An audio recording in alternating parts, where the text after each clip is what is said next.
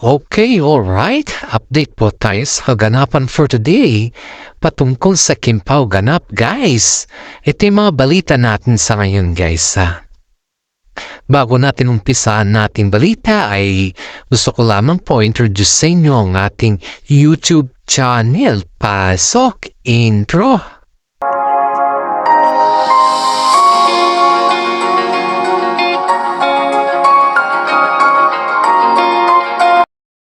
Okay, alright. Heto naman tayo, guys. Tayo dito sa ating legit na sources, guys. Simula pala nung nagkatambalan sila Paolo Avellino at saka si Kim Chiu, ay may nabago pala kay Paolo Avellino. Ayon dito sa ating mga nasagap na balita, ay tinigil pala ni Paolo Avellino yung kanyang bisyo, na kung saan yung kanyang bisyo ay umiinom ng alak. Normal lang naman yan kasi sa isang lalaki or babae na magkaroon ng bisyo basta may limit lang siya. Pero ito si Paolo Avellino ay tinigil niya talaga, totally daw. At napakasaya naman ni Kim Chiu nung narinig naman niya na tinigil na ni Paolo Avellino ang kanyang pag-inom. Ayon kasi dito, guys, mga nasagap na balita, ay si Paolo Avellino ay nagkaroon ata ng, kumbaga is hindi siya makahinga ng husto simula nung pumunta sila sa celebration na kasama si Kimi. Siyempre, sa isang celebration kasi, guys, ay hindi mo talaga maiiwasan na mapapainom ka dyan. Kasi nga, ang celebration, hindi naman matutukoy yan na celebration kung walang inuman. Diba? Kaya ito, guys, nagkaroon ng alarming sa health ni Paolo Avellino dito at siguro sinabihan din siya ni Kimi na medyo tigilan na niya ang kanyang bisyo na pag-inom. Kumbaga, guys, hindi naman sa tigilan, kundi dahan-dahan lang siya. Ngayon, guys, parang napatunayan natin dito sa ating legit na sources na si Paolo Avellino po ay nakikinig kay Kim Chiu, na kung saan ay mas maraming nagsasabi kasi noon na base dito yung noon yung sinasabi natin, guys. Babase ko lang yung noon at saka na yan, guys, para sa idea ng karamihan. Noon kasi, guys, siyempre, si Paolo Avellino po ay mabarkada din yan. May mga barkada din po siya. Normal lang naman yan sa isang tao na mabarkada at magkaroon ba ng konting may yung mga bisyo ba? Siyempre normal lang din yan. Bilang isang tao, pag may mga kaibigan ka, hindi mo talaga maiiwasan na mapapainom ka dan o nagkakaroon ka ng kumbaga is may mga bisyo ka din na hindi mo talaga maiiwasan kasi ang bisyo kasi, guys, is pag may mga barkada ka, talagang expect mo na yan sa kanila at sa mismong sarili mo. Kaya ito, guys, napansin natin ito noon kasi si Paolo Avellino is mabarkada din po siyang tao. Kumbaga, may mga close friend din po siya sa mga showbiz at non-showbiz, gaya din ng kanyang mga pinsan. Of course, pag nag-i-entertain kasi mga lalaki, mga bisita, guys, expect mo na yan na may kasamang inuman na yan. Hindi na yung kwento-kwentuhan lang, di ba? Lalo't pag yung matagal kayo hindi nakikita, normal na lang sa kanila yan. Kumbaga, normal na lang sa kanila na may gano'n na sistema sa kanila. May anong pansin kasi ng mga netizen dito. Ayon dito sa ating mga napansin din na sa kanila din ay simula nung naging sila ni Kimi at simula nung nagkaroon ng celebration, napagtanto kasi daw ni Kimi na parang may iba kay Paolo Avellino. Pagdating daw sa inuman is parang yung babad na babad daw siya. Lalo't pag yung mga kasama daw niya na nagiinom, yung mga barkada niya na long time ago na nila nakikita ba. Kumbaga, bihira lang silang nakikita. That time pala, guys, that time pala is parang nagkaroon ng yung si Paolo Avelli, parang after that, after yung sayahan ba, yung celebration, nagkaroon nata ng kwan si Paolo, parang sumakit daw yung kanyang dibdib. At nataon naman doon na nandun si Kimi. Siyempre, bago pa lang kasi sila nung guys, isipin mo yung bago pa lang kayo and then, hindi naman basta-basta na i-advise agad ni Kimi kay Paolo na o ganito, ganyan. Siyempre, kailangan pa rin po nila yung makilala yung isa't isa or very, yung alam mo na. Gagaya din naman tayo yan guys na kung hindi mo masyadong close yung tao or yung kilala mo pa lang siya sa mga terms na yung mga roles lang, hindi naman natin pwedeng basta-basta mabigay ng mga payo as long as if they ask, di ba? Ganyan naman kay Kimi, kaya may respeto si Kimi sa kanyang sarili. Kaya guys, ito yung nangyari. Habang nakikita daw ni Kimi na parang lumalala na yung pahinga ni Paolo, parang kumbaga is naghahabol hininga daw siya na finally. Kaya yun na yung dahilan kung bakit sinabi ni Kimi sa kanya na medyo bawasan niya na yung kanyang pag-inom kasi nakakasama yan sa health. At alam naman din natin na si Kimi guys is isang Chinese at iyan po ay pagdating sa health sa kanila is very conservative po sila sa kanilang sarili. Kaya nga po, nung in-advisean siya ni Kimi na ganon, ay doon na po natin nakikita si Paolo Avellino na instead na makipagbanding sa mga ganon na terms, si mga inuman o kung ano man dyan, ay mas minarapat nyo or mas minabuti po niya na mag-jogging kasama yung kanyang mga nakada. Yun kasi ngayon guys, pansin natin, yun na yung mga banding ni Paolo Avellino sa ngayon guys eh. Yung mag-jogging sila ni Kimi kasama yung kanilang mga barkada. Yung mag-exercise sila. At ito pa guys, dahil daw sa advice ni Kimi na iwasan na ni Paolo Avellino yung uminom ng alak or titikin ng alak. Hindi naman ibig sabihin na yung to pa rin ay i-stop daw ni Paolo Avellino. Hindi naman ganun yung sinabi ni Kimi daw sa kanya guys. Kumbaga lang is bawas-bawasan lang. Kumbaga control lang ba. Pero ang ginawa daw ni Paolo Avellino para daw hindi daw siya ma-immune sa pagiging alcohol na term ay talagang siya na daw yung husang mag-desisyon na itigil ng pag-iinom ng alak at mas minabuti pa daw niya na yung instead na iinom ng alak ay makasama na lang sa mga exercises ng kanyang makasama o kagrupo. At yun po ay malaking pagbabago ni Paolo Avellino sa kanyang sarili at sa kanyang mga kumbaga sa kanyang pangangatawan.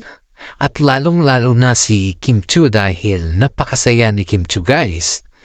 Nung nakita niyang hindi na po umiinom si Paolo Avellino.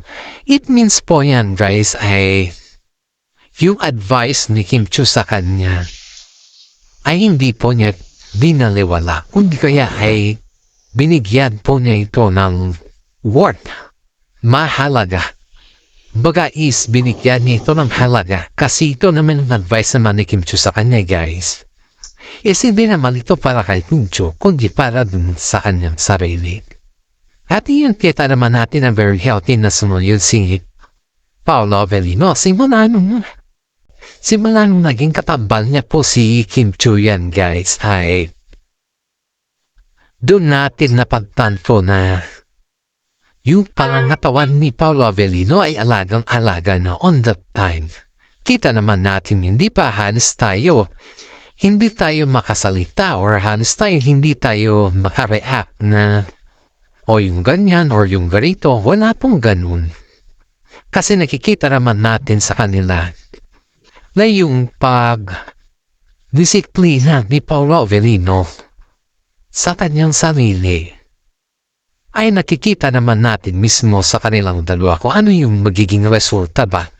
Kaya dito natin namamalayan guys o dito natin mapagtanto na lahat naman na ginagawa nila Paolo Avellino at saka si Kim Chiu sa kanilang sarili ay todo effort sila niyan guys para sa kanila kasi ang kasi sa kanila kumbaga is mas pabor kasi sila sa terms na yung health is wealth. Kasi ang pera naman, isipin mo po kasi ang pera naman guys, kahit nasaan ka man or kahit kwan naman ka, baga is kahit nasaan ka man, ay nakakahanap ka pa rin ng pera. Kumbaga guys, is ang pera sa kanila,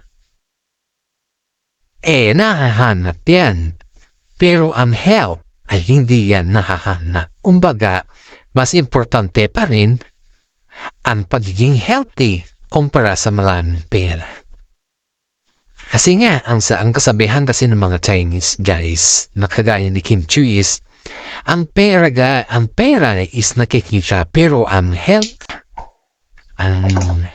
na, kumbaga, ang kalusugan, ay hindi mo yan pwedeng ipatkain sa mismong sarili mo. Dapat yan, pagkalusugan ng pinag-uusapan ay 100%. Kahit gaano karami yan ng pera, kung yung kalusugan naman ay hindi na, kumbaga is hindi na ito saklaw or hindi ka na okay, ay siyempre mamamatay ka ng wala sa oras. Yan po yung kasabihan kasi na at least is tama naman kasi halos naman tayo guys, kahit ano naman yung kayod natin is pag ikaw naman nagkasakit, siyempre useless ang pera, di ba? Hindi ka rin masaya balungkot ka pa din yan yung nasa isip ng Kim Pao sa ngayon, yung patuloy po silang umaarangkada dahil alam po nila sa kanilang sarili na ang pagiging healthy ay walang katumbas yan kahit mayaman ka man or mahirap ka man. Pag healthy ka kasi, kita mo naman, di ba? Kaya dito natin mapagtanto guys na si Kim Chiu ay talagang pinatunayan niya sa kanyang sarili na ang pagbibigay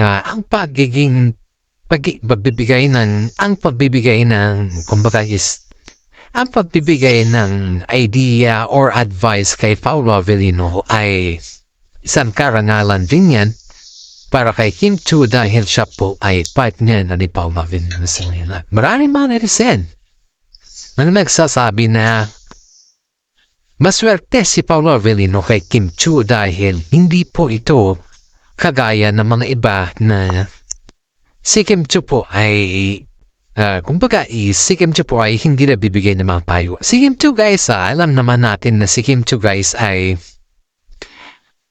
malaga naman siya based din niya kay Sian din noon. Kasi ang pagto kasi ni Sian ni before na si Kimi daw ay masyado sa health consciousness niya sa sarili, ba? Malaga din daw yan kay Sian. Pero ang nangyari lang kasi sa kanila is alam mo na, nagloko yung isa, kaya yun. Hindi naman natin na-expect na ganun talaga paghihiwalay sila sa ganun na, ito ba, hindi naman natin kalain na ganun talaga kahirap or ganun yung mararanasan ni Kimi, di ba? Wala naman sa idea natin yung ganun yung mararanasan niya kasi wala naman yun sa atin. Ang importante lang naman sa atin is yung maging masaya sila at masaya na rin tayo. Yun lang, di ba? Yun yung napakasarap dito, pakiramdam ba? Kaya na yan guys, ay dadako naman tayo sa mga ibang issues na kung saan naman po ay para naman tayo guys ay itong si Darren Espanto na to ay kilala naman natin sino ba naman ang hindi makakakala na hindi kilala si Darren Espanto, di ba? Halos lahat naman tayo dito guys is kilala natin si Darren Espanto. Ayan guys, ayon dito sa ating mga legit na sources ay pala si Darren Espanto bago pala pumasok sila Kimi at si Darren Espanto sa Showtime na usan po ay sila yung nag-host ay nag-exercise o nagsasabay muna sila na mag-exercise ba? Kumbaga is kasabay nila yung si Kim or si Darren Spantron nag-exercise bago pumunta sa Showtime. Ito dahil palaging kasama ni Kimi si Darren Espanto, hindi daw napigilan ni Darren Espanto guys yung pagtatanong kay Kim Chiu. Pati na rin pala itong si Darren Espanto ay hindi rin pala niya napigilan yung magtanong sa Kim Pao kung ano na yung kaganapan for today nila. Dahil isipin mo ito guys yung hindi mo halos napapanong yung kasama mo sa show dahil siyempre sobra namang busy ninyo ba? Busy kayo sa lahat, busy kayo dito, busy kayo dyan, tapos busy pa kayo sa Showtime. Of course, hindi mo na siya napapanong sa mga tanong na tips. Itong si Darren Espanto parang napaparanta daw siya na tanongin si Kim Chiu parang lang ito. Pero ayon dito sa ating legit na sources is totoo daw yung balibalita na si Darren Espanto ay isa din pala siya na nagbubuking kay Kim Chiu sa Showtime. Hindi lang pala po si Vice Ganda. Kasi itong si Darren, yung mga pagpapanong daw kasi ni Darren Espanto is yung may mga meaning guys. Pero syempre, hindi naman ganun ka-vocal si Darren magtanong kay Kim Chiu. Kaya itong si Kim Chiu, instead na sagutin ng normal o sagutin ng diretsahan tanong ni Darren, umiiwas daw ito sa mga intriga ba? Kasi nga, ito daw yung sinasabi kasi ni Kim Chiu dito guys kaya daw siya umiiwas sa mga tanong dahil nga pag halimbawa, tanong si Darren, of course, mabablog yan Ito naman si Kim Chiu, takot siya sa mga ganun sequel. Kumbaga takot siya na umamin sa Sokmed. Kasi nga, maibablog ka agad yan. At ang kinakapakupan naman ni Kim Chiu, yung maibablog siya ba? Yun yung kanyang kinakapakutan. Pero mas si Darren, siyempre, gusto na talagang malaman yung katotohanan yung ano talaga yung exhibition nila. Kumbaga is ano talaga yung real score nila. Pero ayun daw dito kay Kim Chiu guys is sabi daw niya na ang gusto daw niya sa isang relasyon is yung may label. So, ano sa pakiramdam ninyo guys yung may label na term ni Kim Chiu dito? May label ba na yung label na sabihin natin is wala na bang limitasyon yan? Or yung label na hanggang saan ba talaga yung anong label talaga ba yung hinahanap ni Kim Chiu? Diba? Kasi sabi ayon dito sa ating mga nasagap na balita, sawa na daw si Kim Chiu sa mga relasyon na yung kwan ba, yung kilkilig lang or something na yung pinapakilig lang yung mga tao. Ayaw daw niya yung ganun kasi gusto daw niya is yung may label. At ang sabi pa niya dito na hindi naman daw siya takot sa commitment. Pero takot daw siya sa mga tao na nang iiwan. Hindi, sabi nga niya, kumbaga guys is parang ibig sabihin ni Kim Chiu dito guys is ready na siya. Kasi nga po, mismo siya nagsabi na hindi siya takot sa commitment. Ang ibig sabihin nun, ready na siya. At marami din mga netizen na nagsasabi na si Paolo ba ay ready na rin ba sa commitment? Kaya sabi ng mga iba dito guys, tinanong din daw siya ni mga kasama nila sa show kung yan nga po, si Paolo ay ready din ba kay Kim Chiu about sa kanyang mga ganyan na issues ba about sa mga commitment niya. At ang sagot daw naman ni Paolo dyan ay depende daw kay Kim Chiu kung ready na siya, ready na daw din si Paolo Avellino. Kaya dito guys, napagtanto natin dito na yung dalawa ay ready na. Pero naghahanap lang talaga ng right timing.